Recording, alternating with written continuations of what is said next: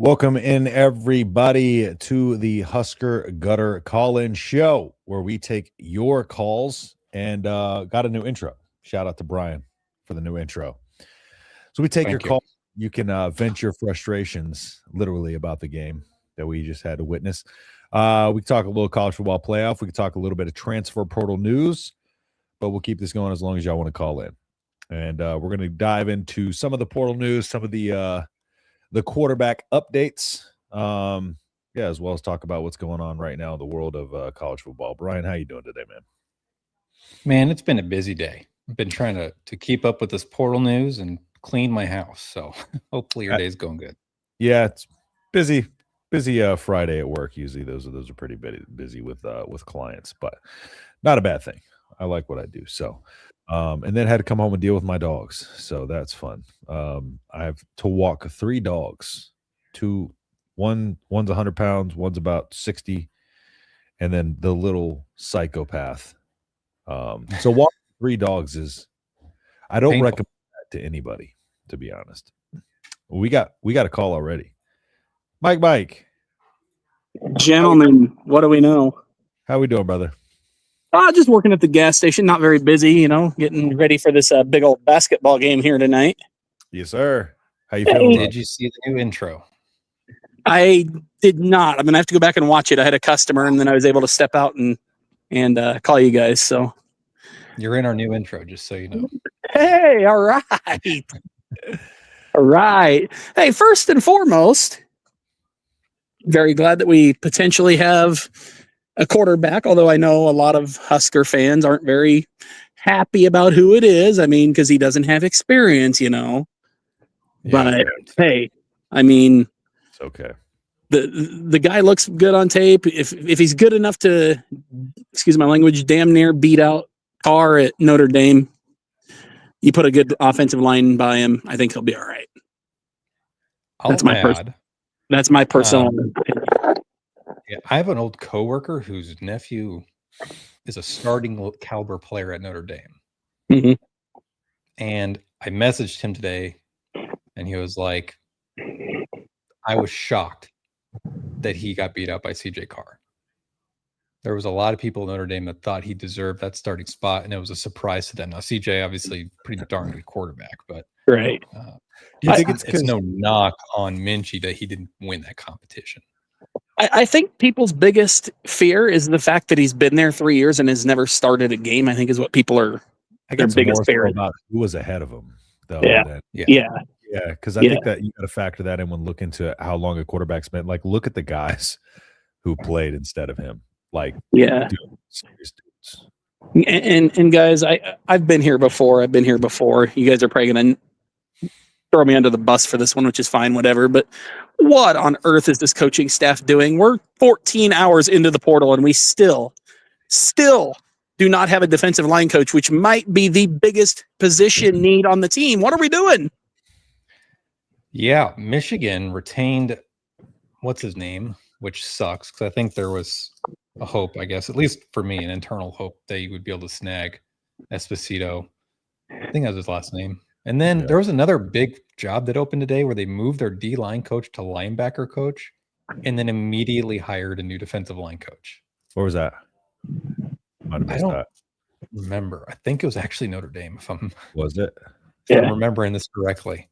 But there was a big program that literally moved their D-line coach to linebackers coach and then hired an NFL D-line coach within 30 minutes. Yeah, I would have swore by noon today we would have had a defensive line coach at least announced for, hey, portal's open, here's our coach, because maybe I'm completely wrong. I know if I was playing, I would want to know who my position coach was. Yeah. If you're in the portal, maybe it's all about money. That's completely fine. But I don't know. I've said it before. I think Rhule probably blew this one. I really do. Have you seen the people that are visiting this weekend from the portal? I've seen most of them. Yeah.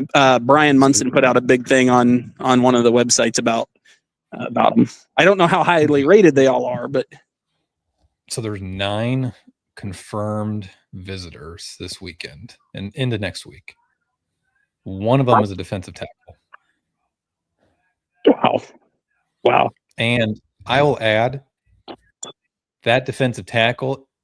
I just did the video today about the defensive lineman in the portal to look out for. He was one that I think has potential, but he was a JUCO player and then played at K-State for 1 year. Isn't there one from Memphis coming too? He's an offensive guard. He's he's guard. Okay, guard, tackle, guard. But that to me is like it validates your concern that what are we doing with our defensive line coach? And now there's a bunch of linemen in the portal on the defense. Yeah, absolutely. There's one visitor off the rip. That's my the other guys I did in my video. Like, there's no steam behind any of those guys that I mentioned in that video. That's the thing. This should be the time where we're able to just get as many people as possible to campus. Like, we are. You know, I hate comparing us to Texas Tech, Kentucky, stuff like that. Comparing us to them too, because they're better than. But they're tearing it up in the portal right now because they have their ducks in a row. Like, they're tearing it up in the portal. Like, my biggest fear, and I'm not saying the guy's a bad coach. That's not where I'm going with this. My biggest fear is that we're going to hire Dave Tollefson. And the reason I say that's my biggest fear, he has no experience recruiting and he has no experience coaching at the college level. Playing and coaching are completely different. We're with you. Yeah, he has no coaching experience, period. He's only been like a guy that they hire for, like, teams hire in like an interim basis to come in and kind of consult. Desperation. Teams that need it. So there's Malcolm Alcorn Crowder, the defensive tackle from K-State visiting. Yeah. But the one we heard early was New Mexico defensive tackle Ezra Christensen. Yes. Apparently he's coming next week. Push back his visit to Nebraska. Yeah, I seen that. And he's probably, of the two that we know for sure Nebraska's been talking to, had the most, I guess, the best profile, I guess, if you will, the best career so far. Looking at his offers, you know, Texas Tech, Oregon, those are some schools after him right now. I don't know how serious those guys are, but that's going to be a guy that costs you some money. Yeah. Yeah.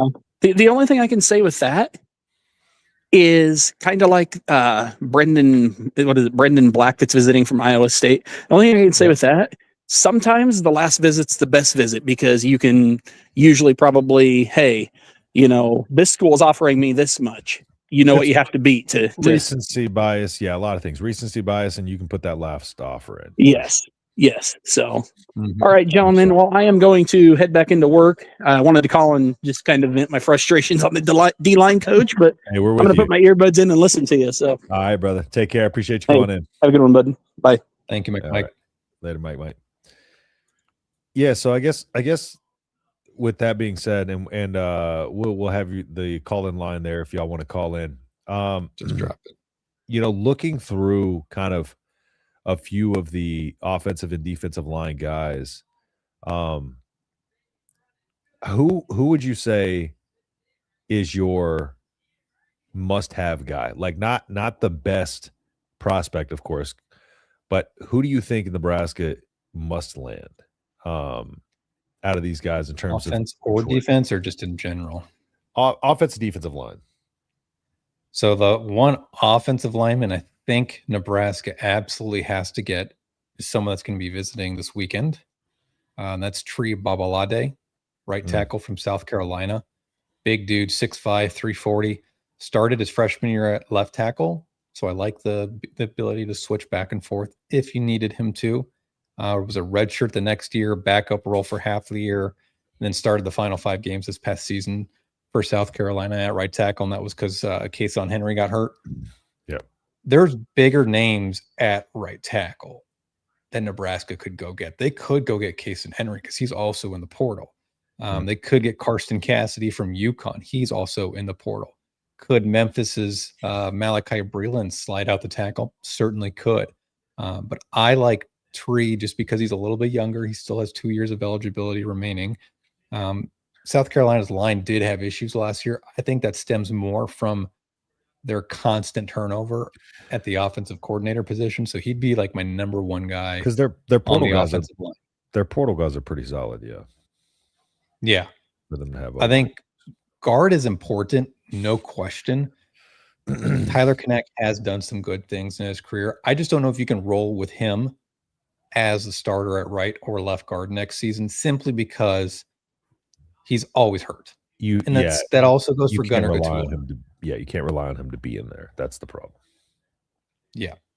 Defensive line wise, for me personally, go get Tulane's defensive tackle, Trayvon McAlpine. That dude is freaking huge, 6'3", 310 or so. He's on his third school, which typically is a huge red flag for me, but he dropped down to Group of 4 after leaving Texas Tech, had a really good year the year he left Tech, goes to Tulane, has a much better season, I think, and kind of retooled his war chest, if you will. Yep. Now he's back in the portal trying to make that jump again with the coaching change. Maybe he follows his coach. That's entirely possible, but 68 tackles in his career, 3.5 sacks. He's going to be a guy that could certainly clog up the middle. Nebraska's going to go have to battle Elijah Robinson and A&M for him, though. That's one of the schools after him right now. Yep. The other guys, I mean, Mateen, I can't say his last name, from Wake Forest. That's going to be $1 million player. I don't think Nebraska has the money that they say they have. Ibragba. Yeah, that looks close. I literally just said it how I sounded it out. Igbara, whatever. Sure, your guess is as good as mine. But I would like to get him, but I don't know if Nebraska's going to go pay $1 million. Could they get 2 really good defensive tackles for $800? Maybe. Yeah. Or maybe one for $800 and one for $500 and kind of split the difference. Possible. Yeah. Let's go ahead and dive into some of the comments here. How do you know if he's good if you've never seen him play? Who? Kenny Minchey? We've seen him play. It's been in reserve role, but you can look at footwork and you can look at the mechanical parts of it that actually help you define or make that decision. And listen to kind of the talk, and like we were talking about earlier, the comparison between him and Carr. Like, it's one of those things where it's just like he battled and lost a starting spot to a guy who's Heisman Trophy candidate next year. Yeah. So what Carr have this year? Like what, 3,000 yards, almost 30 touchdowns and 6 picks? That's he's a dang good quarterback. Going to be a Heisman Trophy candidate easy next year. So I'm glad we're bringing another quarterback in, but do we need a bigger dual threat quarterback? Minchey's athletic. I mean, he can move. He can move around in the pocket pretty well. What is the narrative that I've seen online today that he's a statue quarterback? Like, he's not. Like, he's Carr is of the two. Carr is more pocket passer than Minchey is. Minchey can move, throw on the run. He can evade, sack. He can run when he needs to. I don't. He averages like 9 yards a carry in limited action this year. I don't know why. Yeah, I don't know why that's the case. Because, he doesn't have the same arm talent that Carr has, but he can move. What's up, fellas? Just tapped in. Who we get at quarterback? Hopefully Kenny Minchey. What do you think Nebraska will spend this year? 20 mil. Wish. I don't know. You get 20 mil, roughly 18 million from rev share. Plus, you get 10 million from the play fly. Steve. Yeah, whatever. So they supposedly have the money. Yeah. Will they spend it that much is the question. Yeah. What's going on, Pitt Snipe? Appreciate you hopping in here. Confirmed that Minchey will be here on the 7th and 8th. A lot of crystal balls coming in for Kenny Minchey. Would be a really good get. Would be a really pretty much a done deal. Bride's video and getting support in the trenches out of the portal earlier today was really good. Check it out, folks. Yes, y'all check it out. What's up, clowns? What's going on, Ron T? Appreciate you hopping in here, man. Babs, they're going to spend all of it. We hope so. They'll be robbing parking meters to support all the Aussies. Would it be ideal if Lincoln? Lincoln Kindholtz hit the portal yesterday too. Came to compete with Minchey, or are we rolling with Minchey? Thing is, will Lincoln Kindholtz come here to compete with Minchey, and that would be a 3-way battle. I think we'll go with one. Although I wouldn't be opposed to Lincoln Kindholtz coming here with him. Yeah, wouldn't mind it. I would think Nebraska goes with Minchey, TJ, and you're looking for a Jalen Gramstad type guy, like Yes. zero cost NIL wise, just to come here and help compete. That's all you're looking for, because Minchey's got 2 years left. Yes. TJ's got 3. Actually, 4 to play 3, technically, as a redshirt. It would make me feel 3 times as good about that, because I think Minchey is no knock to TJ, but Minchey is a guy who can come in and play next year. I don't know if TJ's ready still. I don't think he is after these 4 games. So no way. No. The better QB, the less likely they'll want to come sit behind TJ. There's no bones about it. They're looking for a starter. TJ wins, so be it. Why not go after the QB from UNLV? Minchey hasn't played a real live game. Yes, he has. He's played real life. He just hasn't started. Is he coming in to be Latif's backup? No. He's played against Big Ten competition. Yeah, he's played. Nebraska can bring in the number 1 portal class, but is it really going to matter if Matt Rhule and his supporting cast can't make in-game adjustments to good coaching staffs? Okay, well, concern. Yeah, but like at the same time, like if we bring in the number 1 transfer portal class, I'm not going to be sitting here being like, yeah, but we can't coach. Like, give me. You also have to consider what you have. Like the TJ's not a guy we can throw 40 times a game with. He saw that at Penn State. Here's the hard part in talking about this is because, the roster is definitely not where it needs to be. 2 things can be true. The coaching, game management isn't great. The in-game adjustments aren't great.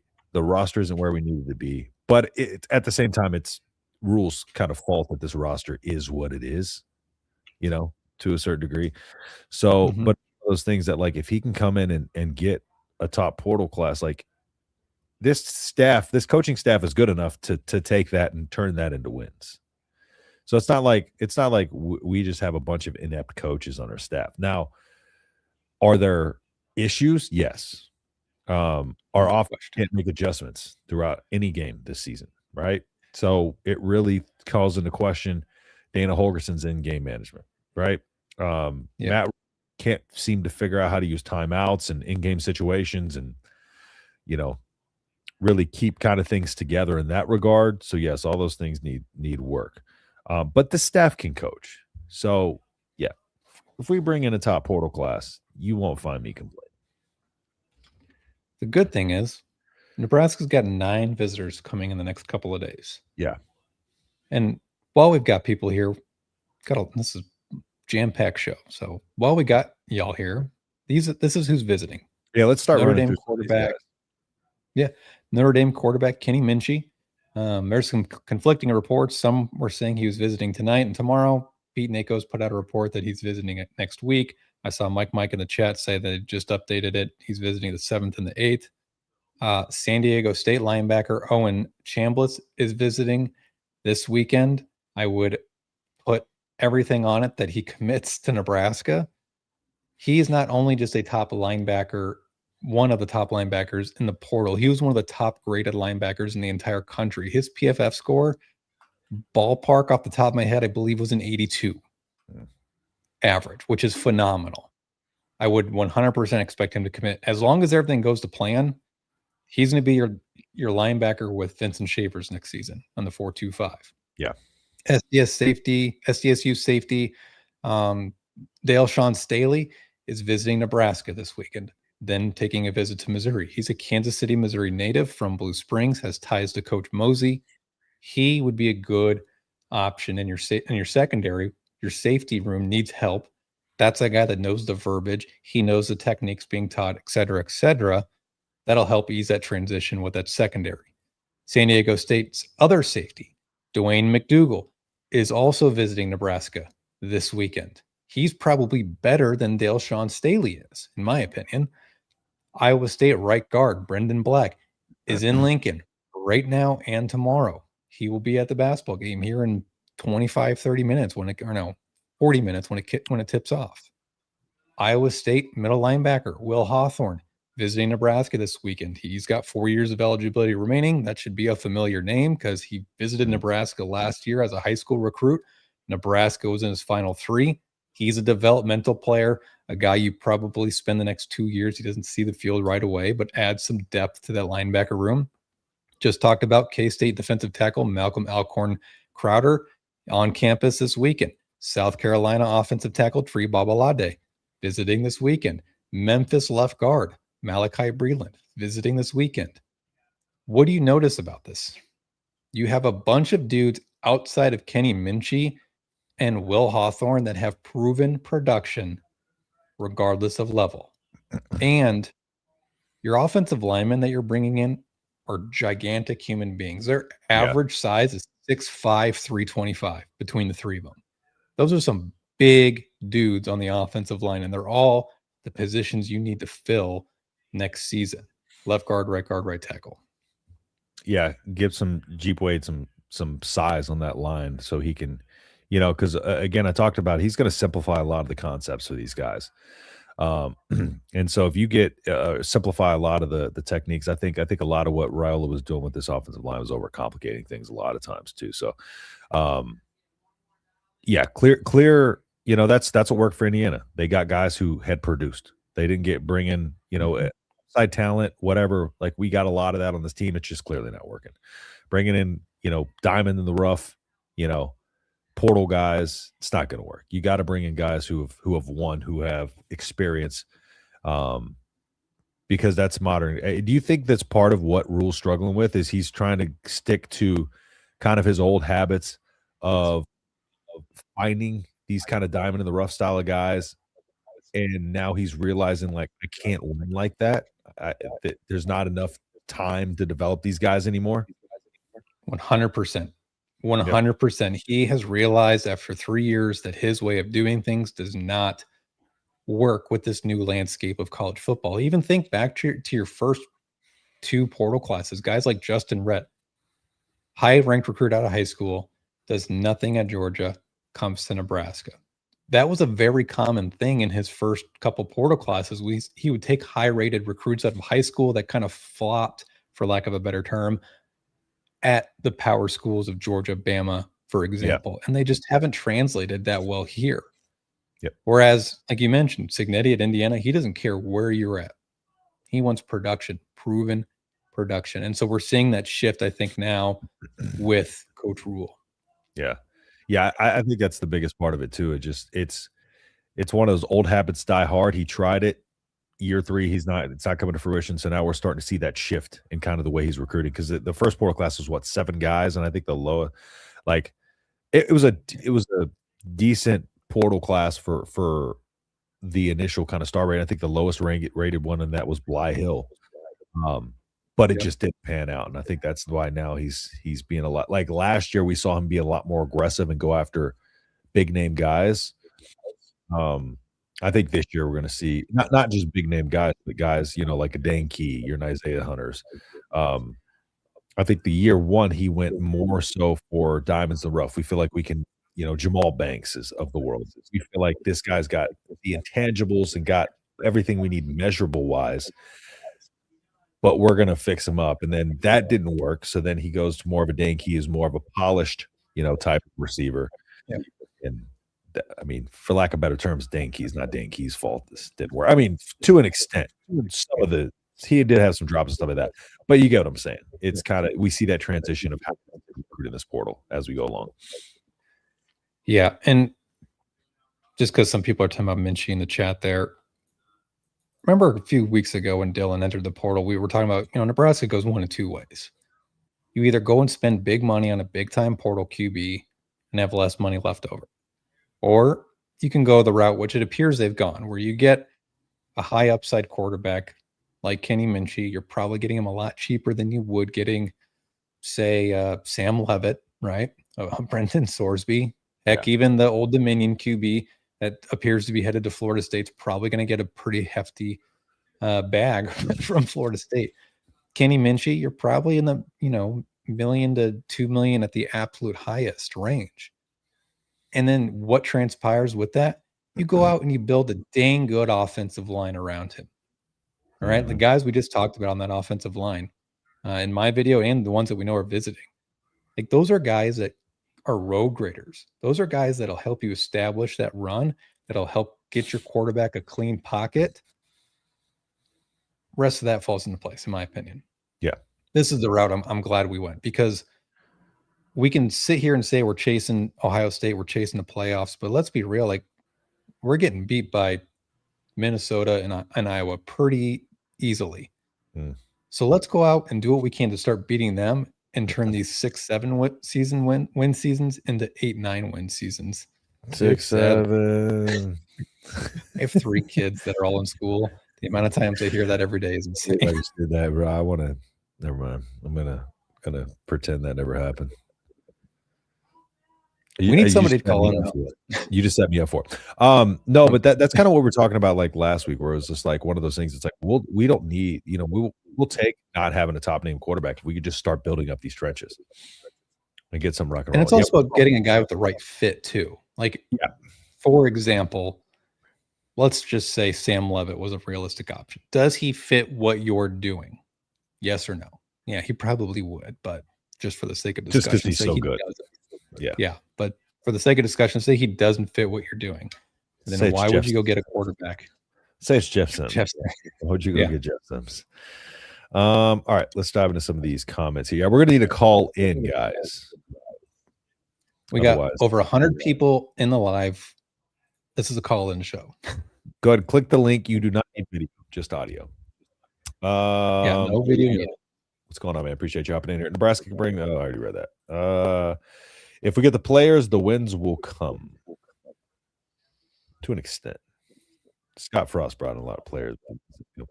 Go Big Fred. Yes, sir. How are we feeling about that Michigan State game?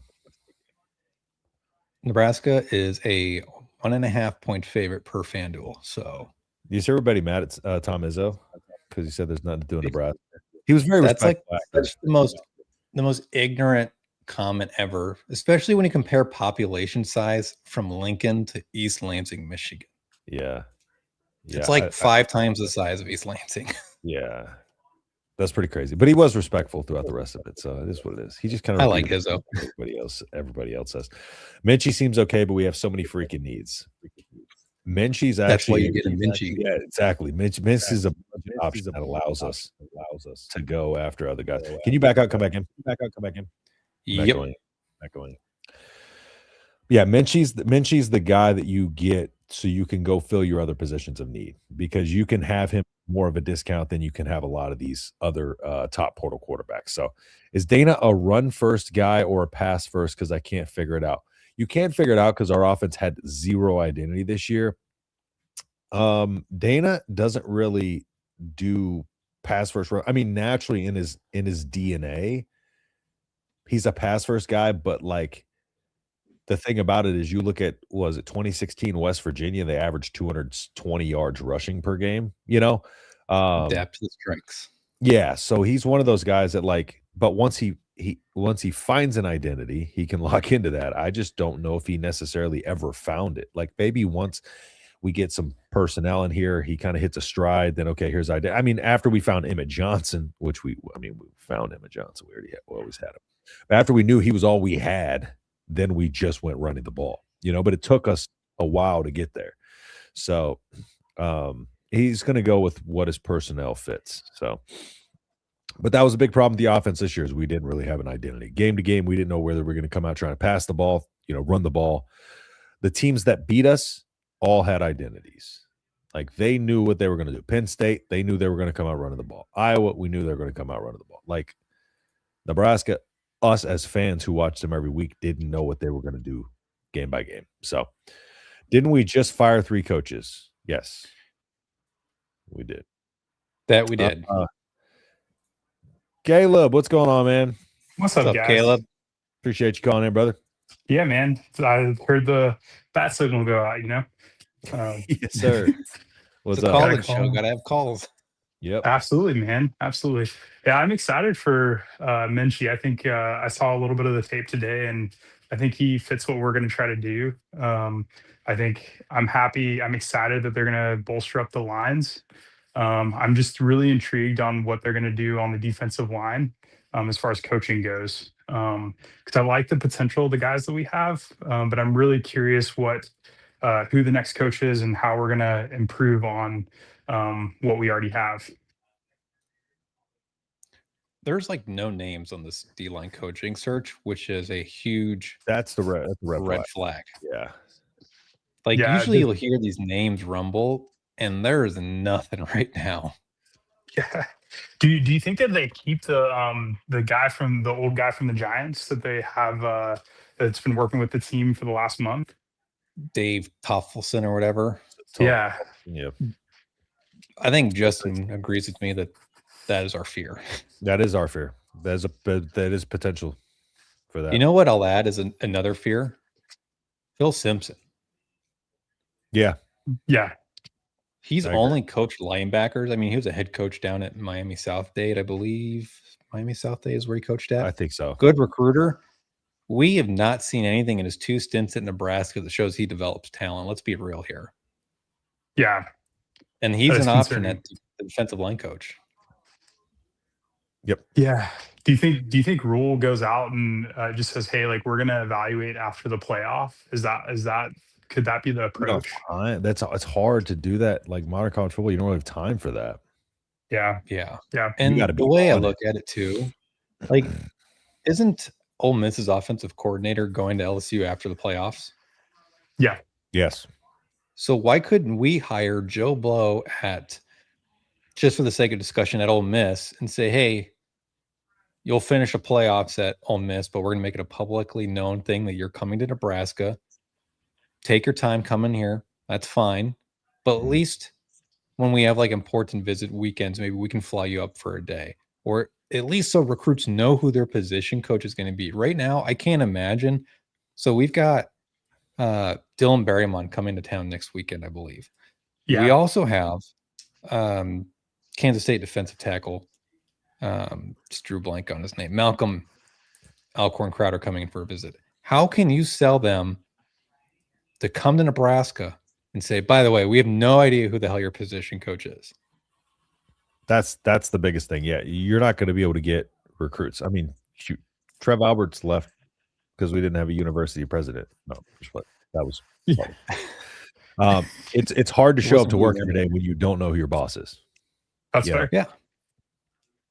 So do you think the Tarleson guy ends up, or the guy from the Giants ends up staying? Do you think that's a possibility? It's a possibility, but I hope that's that's worst case scenario. I hope. But the fact that, like Brian said, we're not hearing any names is the scary part.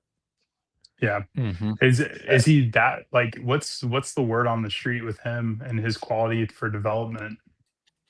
I think it's just not known. Okay. Yeah. He's been out of the game for a bit. Before. Yeah.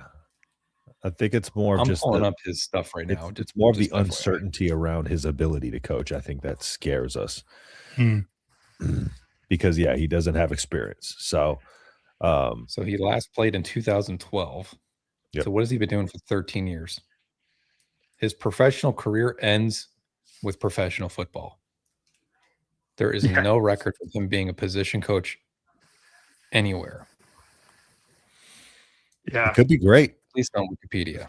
But when looking at like coming into it, you look for resume, you look for big men experience, power conference experience. It's one of those things where he doesn't have experience. Yeah, and it's too much of a risk for Rhule to do that.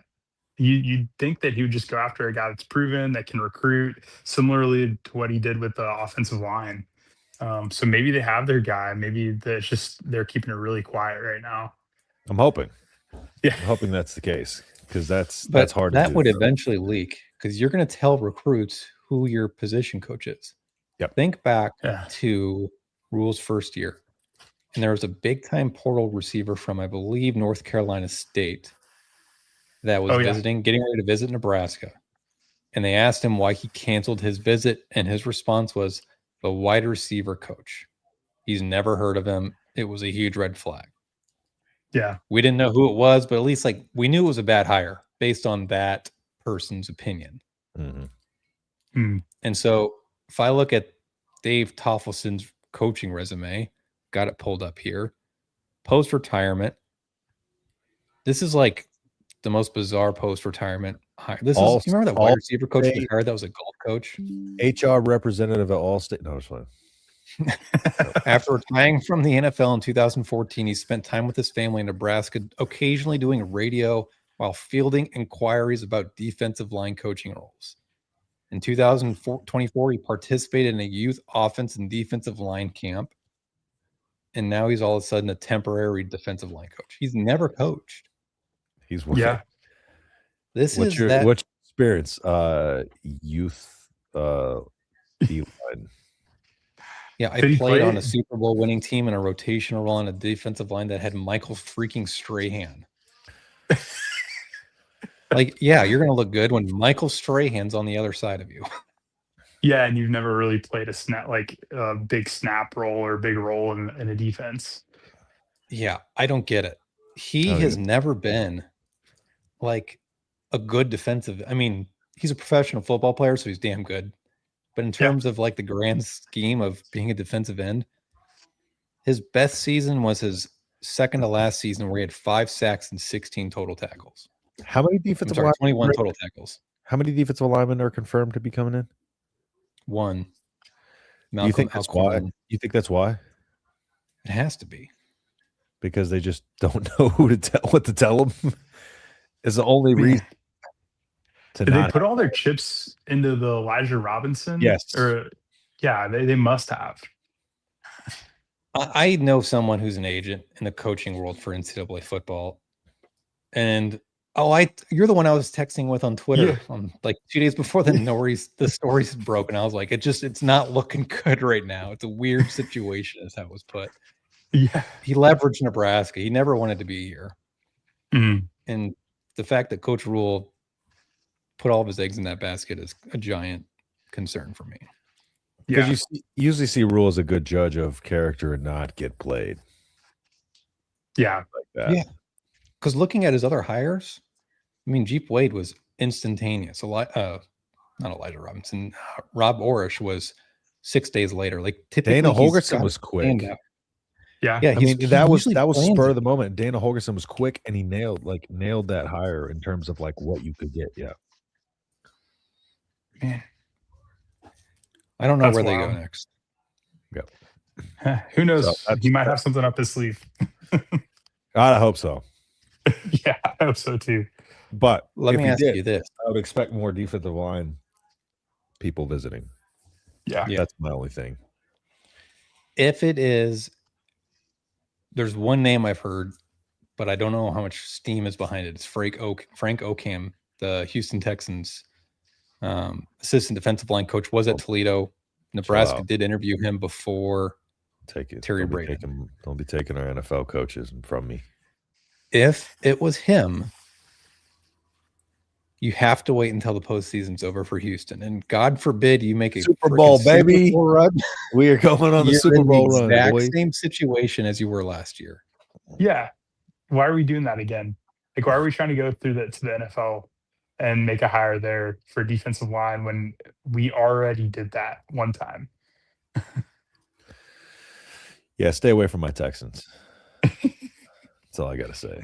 Frank is more accomplished than Terry Braden was, though. I'll at least give him that. He played the position. And that's one thing, like with O-line coaches, D-line coaches, I do think there is value in a coach who played the position. Not only that. Terry Braden was a quarterback at Bethune-Cookman and was a corners coach for the Chiefs for 8 years before moving over to the defensive line that already had Charles Omenihu established, Chris Jones, George Karlaftis, etc. So, like, not only there wasn't much development. He's coming from a D'Amico Ryans coach team like that. That is an all defensive identity team. Like, you know what I'm saying? That's like fair. D'Amico, defensive coach. Like, I think the attitude and edge that he would be able to bring to a defensive line, coming from like a team of the way that they coach defense on that team, and the people he has around him. Like, I think he would be able to bring an attitude and an edge to this defensive line that would immediately be able to kind of at least spark it. So I think that I think it would be a really good get, and I think it could be an immediate impact type of hire. It's just a matter of will they go that route. Yeah, that makes sense. Well, thanks, guys. Thanks for taking my call. All right. I gotta run, but thanks, all right, guys. brother. Appreciate you, man. Calling in. Dropping the link now for whoever wants to be next. All right. Let's dive into some more of these comments here while we're waiting on a call. Let's see. Where was I at? Dowdle just hit the portal. Would you take him back? There are other people I'd like over him. I'm not really a big fan of taking players. I'm not really a big fan of taking players back once they leave. So maybe it's a little bit of sour grapes there. But yeah, if he's available and willing to come back, I would. I would, but he's not going to be your bona fide starter. I think I'd rather have like a guy like a Wisner come in, even though they're two different backs. But like, if I had to pick one or the other, I think I'm taking like. He's a name that has been in contact with Nebraska, Trey Wisner. Yeah. So I think I would take him if you had to give me the option. I wouldn't mind him. So our backups and bench warmers with garbage time experience at top portal class. If that's what it is, that's what it is. I understand the concern or the reservations about Minchey, but I think there is a difference between a backup at Notre Dame and a backup at Nebraska. Yes. Notre Dame has consistently put out dang good QBs. Nebraska has not. Nobody's saying State that example as well. About guys like that were backups at Ohio State that transferred out because they were behind Heisman candidate quarterbacks, right? It's a little different. Yeah. Now I understand wanting a proven starter.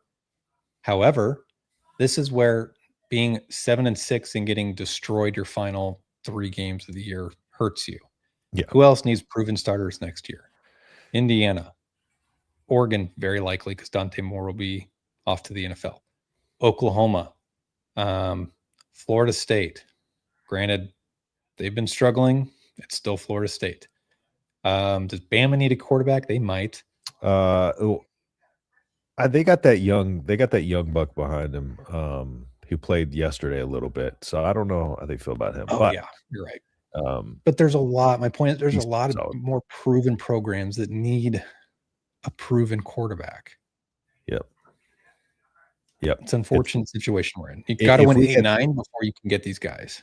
Yeah, and if we had the money and the resources to go after all the starters, then we 100% would. But I'm really surprised there hasn't been a D-line coach announced out. The portal's open. Same.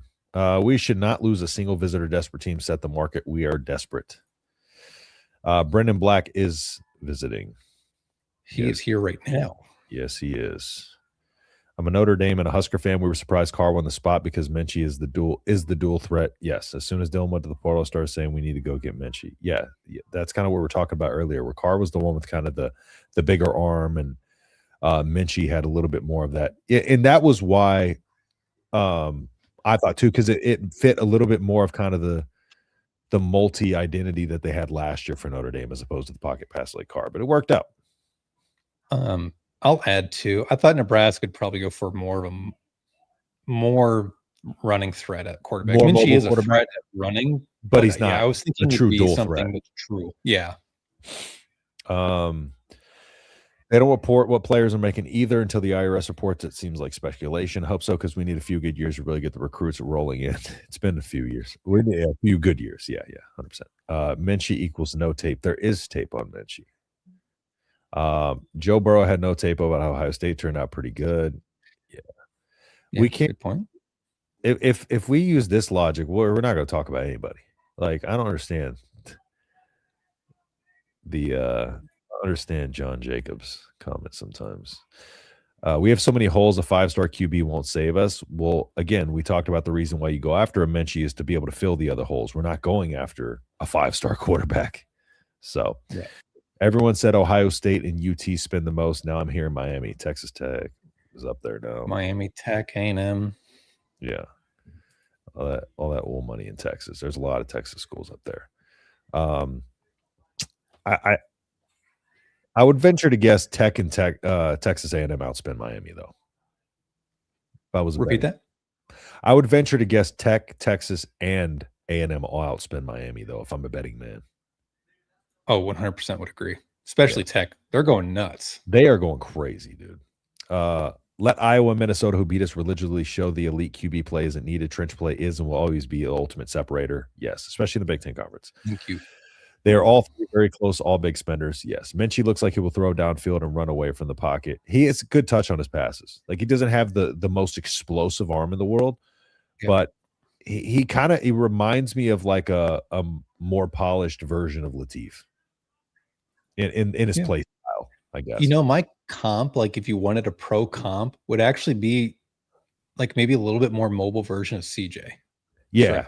Except without as good in college. CJ in college, though, was like straight pocket passer. He didn't really run to that Georgia game and was forced to because all of his receivers were out. But like he always could move. Is that so? Like in now that he's in the NFL, he moves. He runs a lot more. But I could see that for sure. Because Stroud's very good with his touch. You know, had really good. Never had like a rocket where he's throwing 70 miles per hour in there, but always had a good release point and can move. What was Minnesota's identity? Running the ball. Run the damn ball. I doubt he come back. Maybe though. The main question is why Rhule got an extension. Did the AD get a kickback? It's not like Penn State was going to hire Rhule. I think there was fear there. That's it's one of those things where it's like in the moment type of situation. You feel like you got to lock your guy down. That's what they did. Call Me Matt got an extension while he was overtly flirting with Penn State. I wouldn't mind getting Dowdle back. May have to get a guy like EJ as well. If you do that, yeah, we'd love to get a guy like EJ. Since we don't have any proven talent at running back. True, we do need to go get some guys, but we can't spend a ton of money at the running back position. I'm okay with Rhule at the end of 27, then Judge. Frost was 16-37, Rhule 16-16. Exactly. Neither one of us are out on Rhule for what it's worth.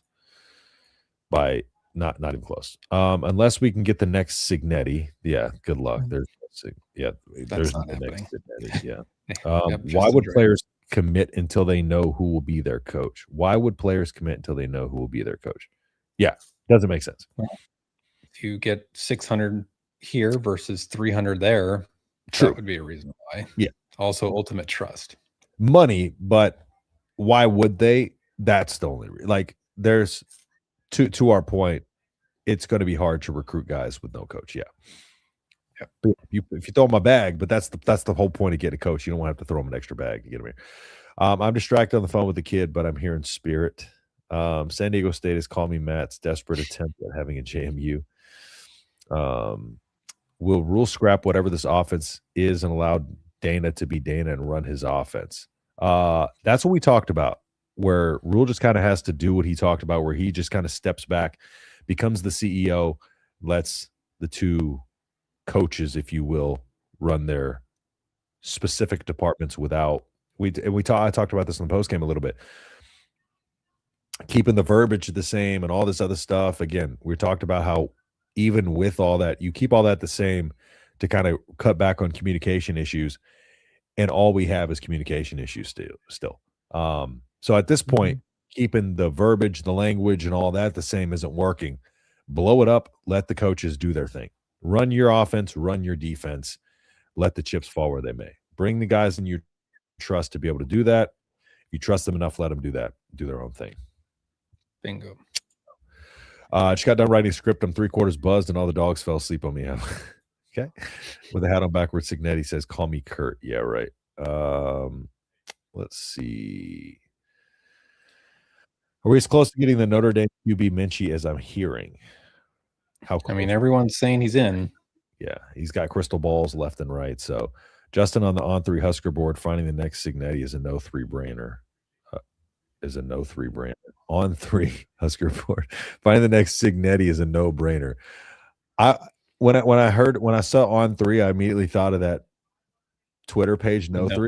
The No 3. And like my ADHD happened where like that popped in my head and I went squirrel mode, and then I said no three-brainer instead of no brain. Sorry about that. Justin on the On3 Husker board, find the next Signetti. Are they saying that on there? Because I'm not on the Husker boards. We don't do message boards over here. We don't do message boards. Toxic. I can't tell you. And a lot of bad information.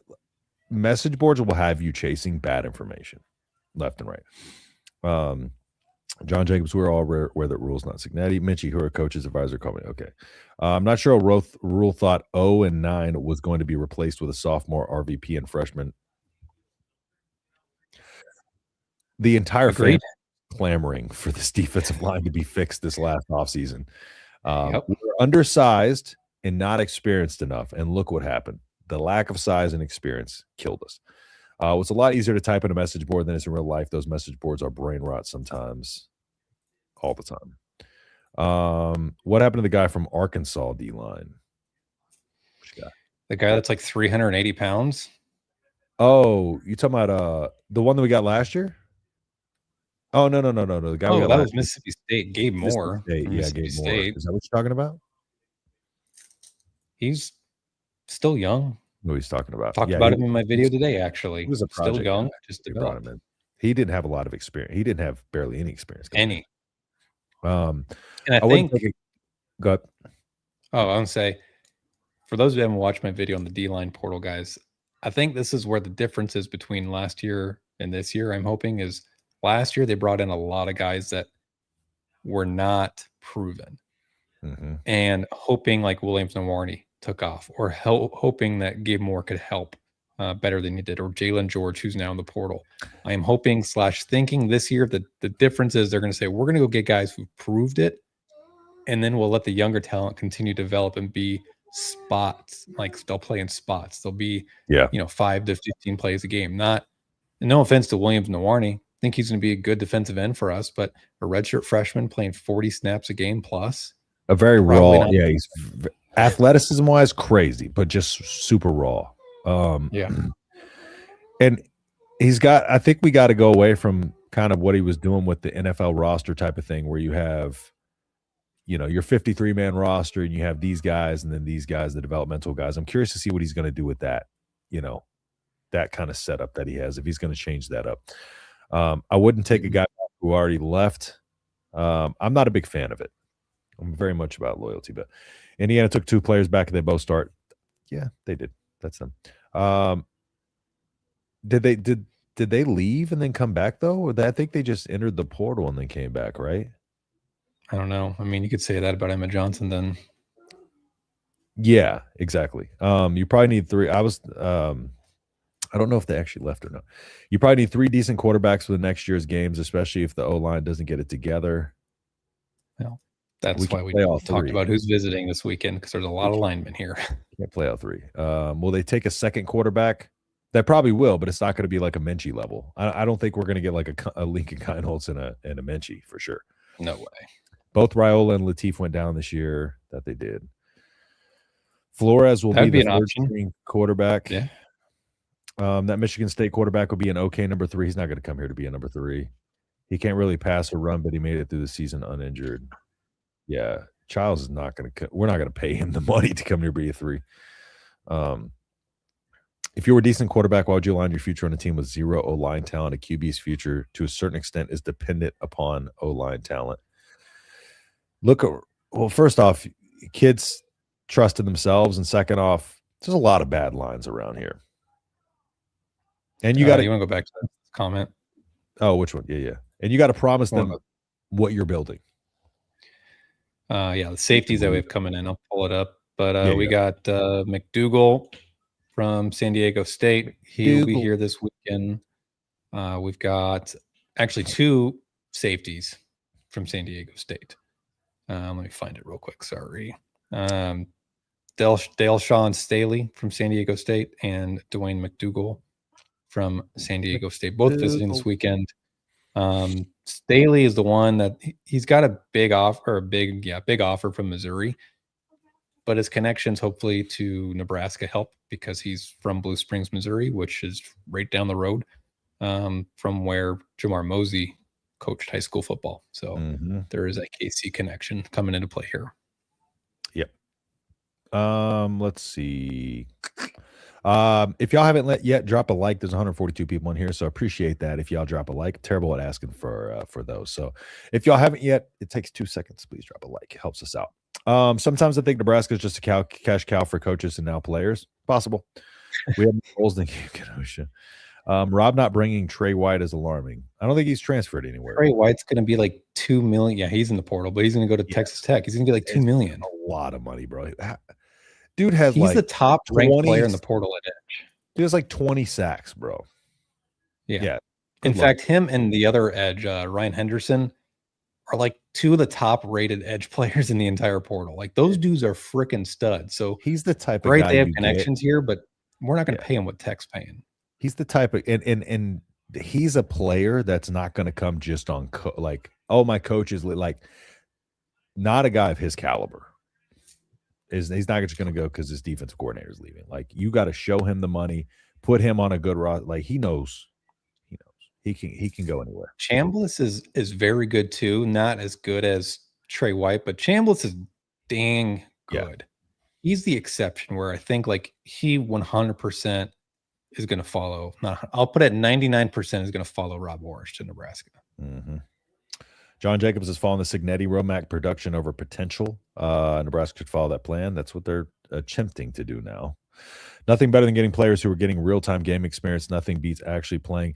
Yeah, easier said than done to get a bunch of starters. That's what we're trying to say. Like, yeah, if we had this truck of just starters and they're like, here, just give us, some money and we'll all complain. Like, it's harder than you think to just get a bunch of Division I starters and be able to just bring, guys, we just revamped our roster with a bunch of starters. Like, let's think about this for a second. Texas Tech probably spent 30 to 40 million on their roster. Nebraska does not have that. I think Nebraska doesn't have as much money as they think they do. Yeah. Let's see. Probably my dog whining. Oh, dude, I thought that was my kid whining. I think of my dog's whining. He won't shut up. He's just staring at me and like whining. Indiana showed by blowing out the trenches. Yes, we understand trenches win games. Highly recommend top money be allocated to the finest punter in the country. Our OC must be staying, or he'd probably be saying, yeah, he's staying.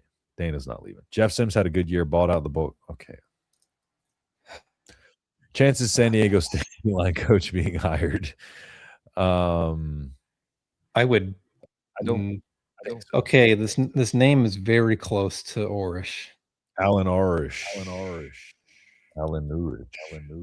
Are you Rob Orrish? Are you chiming in? He's like broke Matt Rhule. I wouldn't put money on it because he would have been hired by now. Like, why would we have waited until now? Go Nebraska ball. Yeah, we got a minute. I got a minute. No one's calling in, so let's wrap. Imagine the under the table money that is being exchanged a lot of envelopes. Yeah, and I'm echoing. Take $1 million from Rhule to get top talent. Buffett is 148 billion. Yeah, I'm giving up on Buffett at this point. Me too. All right, let's get wrap the show. Watch some basketball. Wrap the show because I'm echoing. All righty. Well, everybody, if you haven't done so yet, go ahead and check out the videos we posted today, breaking down the offensive line portal targets, the defensive line portal targets. We'll have more videos on every position throughout the coming days and as news breaks. Nebraska ball on. Let's go get a dub against Michigan State. See y'all later. Peace.